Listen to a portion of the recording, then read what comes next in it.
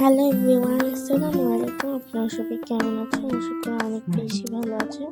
তো আজকে আমি বানাবো চিকেন ভেজিটেবল নুডলস।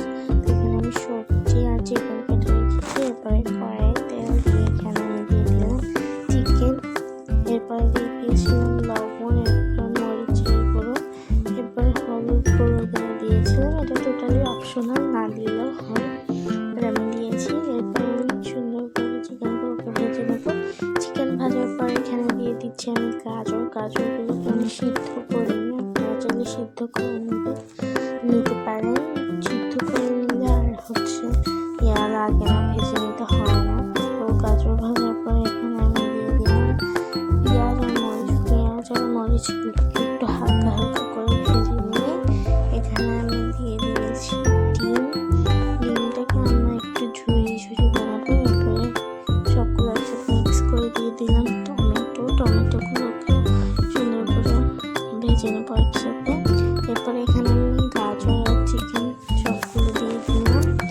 এরপরে সুন্দর করে মিক্স করে এগুলোকে হালকা ভাজা করে এখানে আমি দিয়ে দিব টমেটো সস, যেটা দিলে টেস্টটা বাড়ে। এটা না দিলেও হয়, আমি দিয়েছি টেস্টের ক্ষেত্রে টেস্ট বাড়ে এটা দিলে। তো এখানে এরপরে টমেটো সস পরে দিয়ে দিয়েছি সয়া সস। তো এগুলো সবগুলো একসাথে মিক্স করে নেবো। এরপরে দিয়ে দিয়েছি নুডলসের প্যাকেটে যে মশলাটা থাকে। এরপরে সব কিছু মিক্স করে নিয়ে এখানে আমি নুডলসগুলোকে দিয়ে দেবো।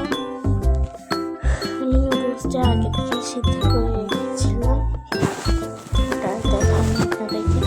আর এখানে আমি নুডলসটা পারফেক্টলি সিদ্ধ করেছিলাম, বাট আমি জানতাম না যে ওই পাতিলটাতে থাকলে নুডলস ওভার বয়েলড হয়ে যায়।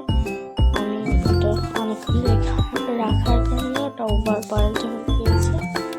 সরি। তো এখানে আমাদের noodles ready. That's it for today. Tata, সবাই ভালো থাকবেন। আসসালামু আলাইকুম।